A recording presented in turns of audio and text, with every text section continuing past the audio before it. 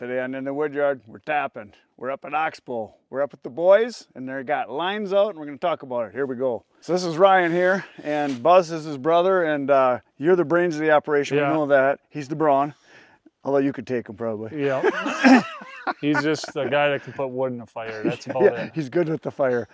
So right here, you got a gauge, and it's showing you how much you're drawing, right? Yep, inches of vacuum. So we're a little over 25 inches at the top of this line. So what is that, like pounds that you're sucking? Yeah, I don't know that answer. It's 25 inches. Which is a lot. Well, I don't know what an inch is to pounds, but yeah, it is quite a bit. So I think the max, is this the top one here? This is the top of the line. So I think the max vacuum you can get is like 28.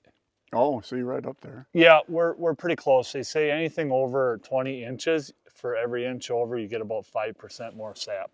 Holy smokes, you're sucking the trees dry. Yep. So this year we got 3/16 line, the skinnier line, which does pull its own vacuum going down the hill.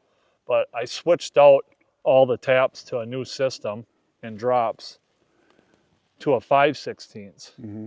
So we used to have to press in all of our taps every year. We'd cut it off, press in a new one, and by the time I was done with it, I could barely move my hand. Mm-hmm. So now this tap, once this is on here, in our line, you just push the tap in. It's on, that's it. It's on, that's it. Huh. And this is, I think a regular tap's like 25 or 30 cents, and these are 16 cents. Oh, that's cheap. So it's half the price. Right. And how many you got out right now? We got about 600 taps out. And you want to double that? Yeah, we'd like to double for next year. Yeah. It's always something, never nothing. Yeah. But this is probably going to be the best year we ever had, really? Sap-wise. Yep. So, I think we had 8,000 gallons. 8,200 was the most we ever got out of this system, and I think it's going to be, we're about 7,500 right now. We probably got another week of it, so right. We should easily get over it. And you're buying some stuff from other people now too, right? Because you got the facility. We'll show that in a little bit. Yep. You got the cooker now, big one, and you got the bigger RO. And... Absolutely. This system with 500 taps, we won't even bill a Harley cook it. Yeah. There's just not enough. So we bought probably 30,000 gallons so far this year. So. That's a bunch. Yep. Yep. And what's the going rate per gallon right now? It's 15 cents a point. So if you're getting 2% sugar, so then it'd be 30 cents a gallon. Got it. Right. Yep. So and then if it's 2.5, you're going to get about 35. Yeah, cents. Whatever it calculates out. Yeah. 2.5 times 15. Is that kind of the national average, or just kind of how it works? Yeah, I don't know. Some people maybe fluctuate a little bit with the price, but I think that's pretty much the average. Yeah. How many miles or feet of? Oh, I bet you there's probably. I'm going to say there's 15,000 feet of it. 15,000 feet would be almost 3 miles.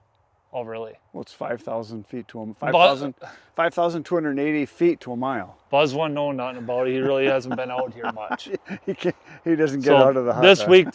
This year to change these taps over, all my drops to this system, it took me 4 days to do it on my own. But if we would have had it would have been butt deep snow, it would have been a lot harder. Yeah, it would have been harder. Snow. Absolutely. So I just thought it'd be a good year. And, it's a good year. Plus, so they say you're supposed to change your drops out every 5 years to get the bacteria out of your line. Yeah. So that maybe helped our production too this year.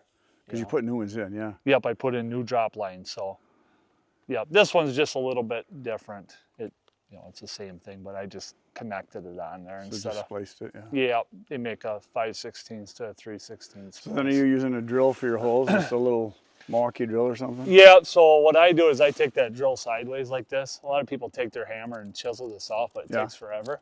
So I just take my bit sideways and grind it out, and they say the colder the better. A lot of guys are tapping when it's cold. Yeah. So you get a cleaner cut, cleaner hole. It's not riggy. Yeah. Yep. So it should be wide open in, 2 inches or less, 2 to inch and a quarter, in and then out, and that's it. So you just mark your bit.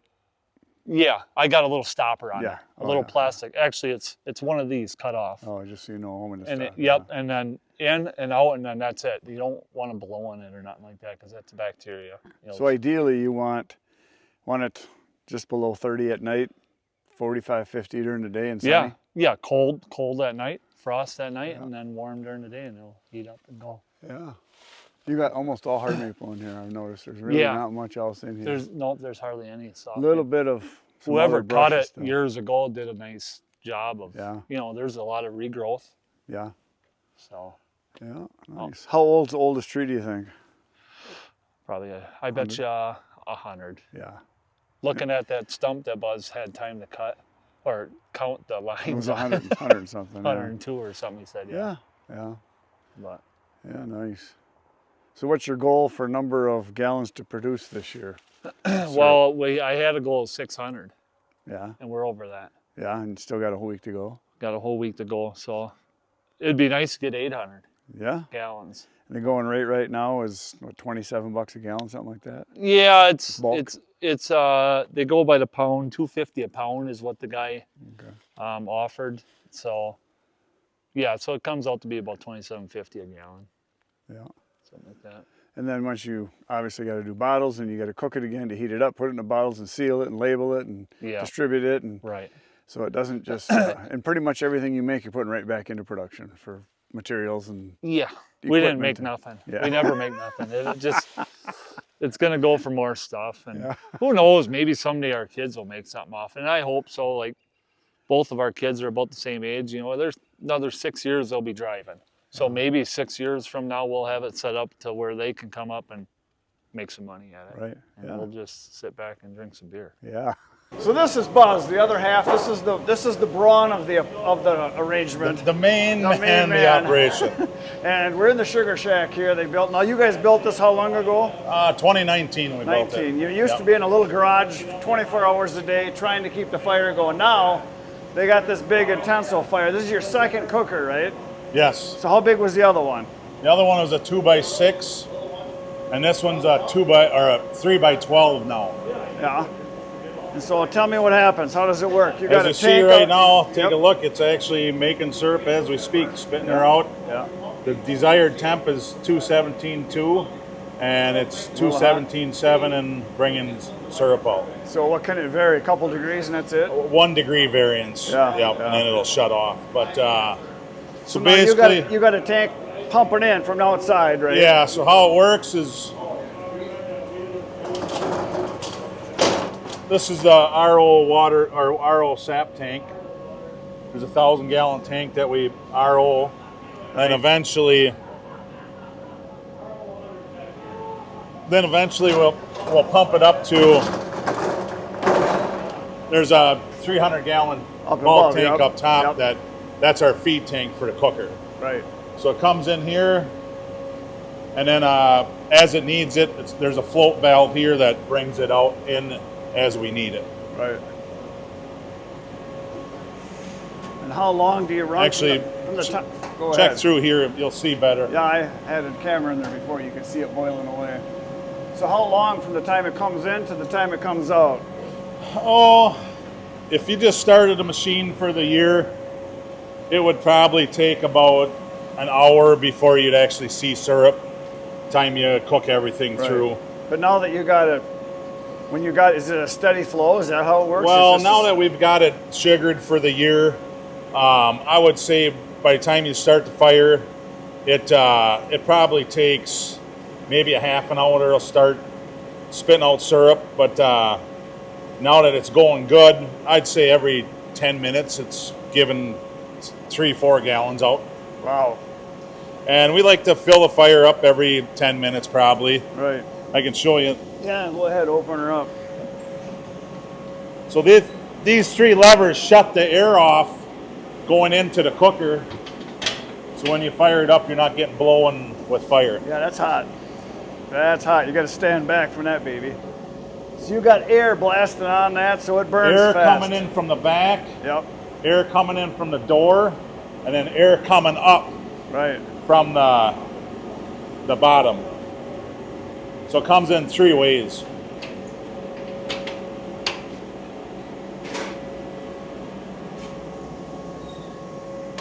So then these barrels you bought, those are what, 40 gallon or something like These that? are 40-gallon barrels. This is a 26-gallon barrel. So normally we wait till it gets to be about 20 gallons of sap in there. Yeah. And then we'll put it through the filter process and then shoot it into the 40-gallon barrels, and it's completely processed and everything. Then you fill these up. Yep. And then each barrel, once it's done, is worth over $1,000, right? Yeah. depending on the market. And where you're selling it to, yeah? Yeah. So this is the RO in here, right? Yeah. So let's take a peek at that.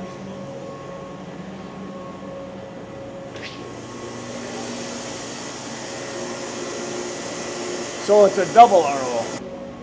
This is a quick little, so this is our RO water coming off. Yep. It's just pure Clear water. Clean water. It's gonna shut off here pretty quick.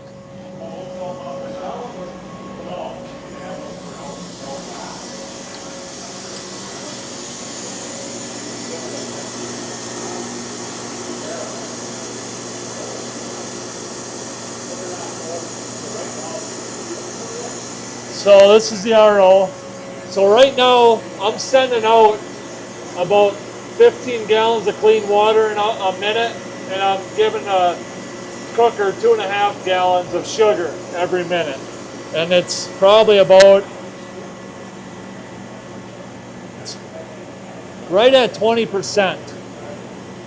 So at 20%, instead of cooking 43 gallons, we got to cook 4.3 gallons to make 1 gallon of maple syrup.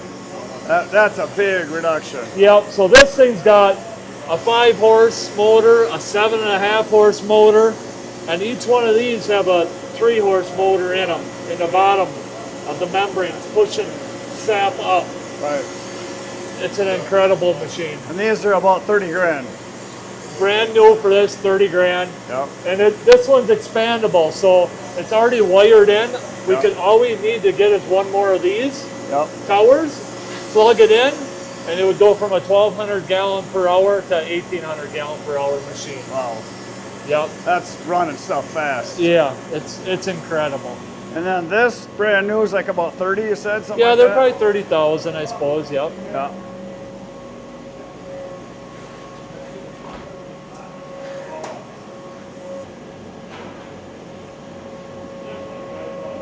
So there's the cold test, the bottom line. Yeah. And then we're looking to use the hot test at the top line. 63 bricks is what we're looking for. It could actually come up just a little bit, so we'll adjust the temp on this. Go up a little? Yep. So you go cook up. a little more moisture off. Yep, no. Test it a little low, not much, just a little bit. So I bumped the temp up a little bit to compensate for it. Yeah.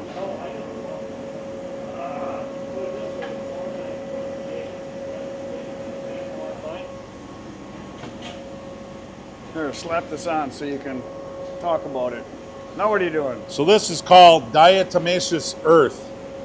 It's essentially ground up seashells. And you put that into it's a powder form, you put it into the syrup when it's hot, and that creates a filter in the filter press. Right. So this is a 7-inch full bank filter press. It's got filter papers in between each one of them. And then when you pour this into the syrup, mix it in, that creates the filter. So right now there's about 20 gallons of syrup in there. I'll add roughly 10 cups of this DE to start the filter process. Yep.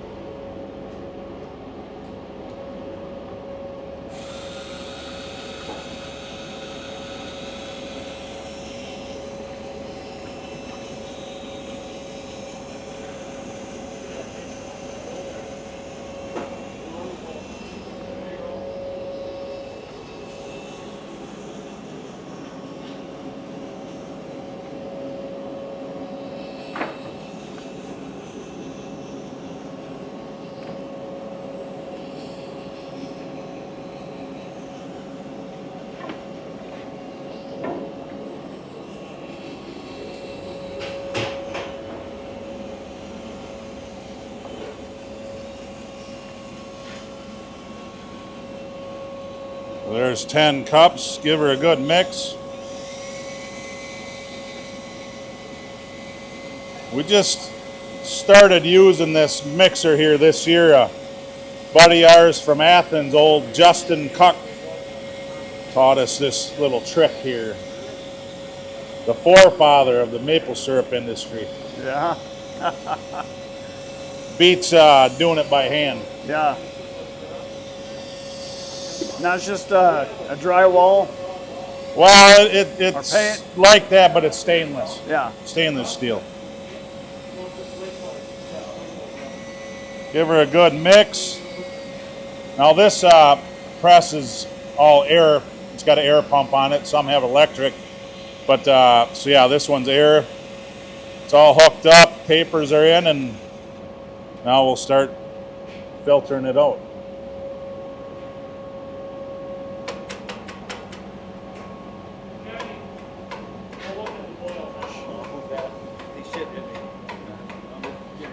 Yeah, thanks.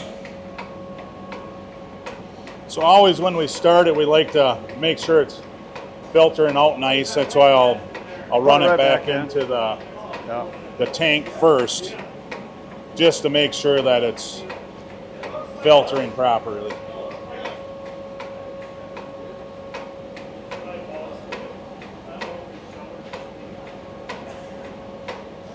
As you can see, it's nice, golden, sticky, icky. Well, Kenny needs a little nip.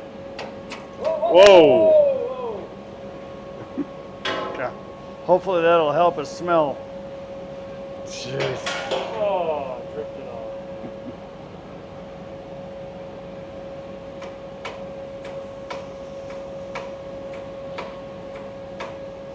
So it takes 2 of these, one of those, pretty much. Yeah, that's 26 and this is 40. Yep. Yeah. Typically we get about 30 gallons on each press before you have to change the filters out. Right. On a good day. She's rolling? Wow. Yeah.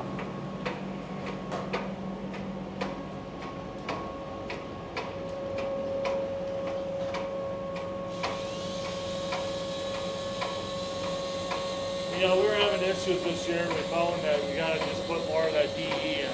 It has to make the filter, because if you don't, you get like maple slime on these sleeves and it won't go through it. Basically just gums the You'll like papers get up. like 5 gallons through and you'll be like, what the heck? Yeah. It's just not enough DE or not mixed up good enough.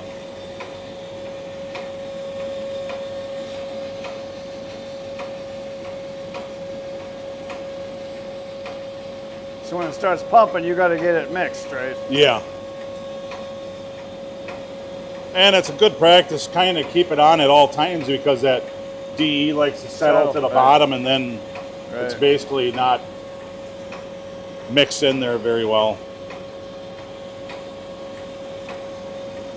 But you can see it coming through that hose. It's just nice, beautiful. Yep.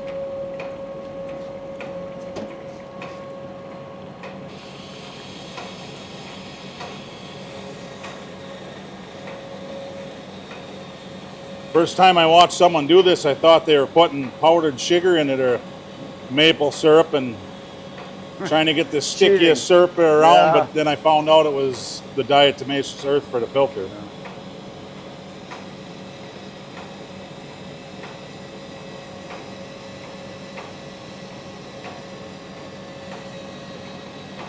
Next step is a pancake eating. Yeah. Well, bottling.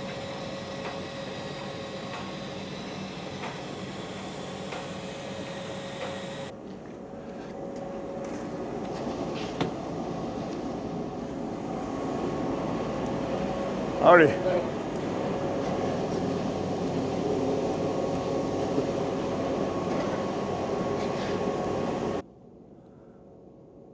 Sapid. Holy crap, look at this. And what is this? Ironwood, is It's it? all ironwood? I think so. Yeah, it does. It looks like a little ironwood. Holy schmolies. That's just for your cabin, huh? Yeah.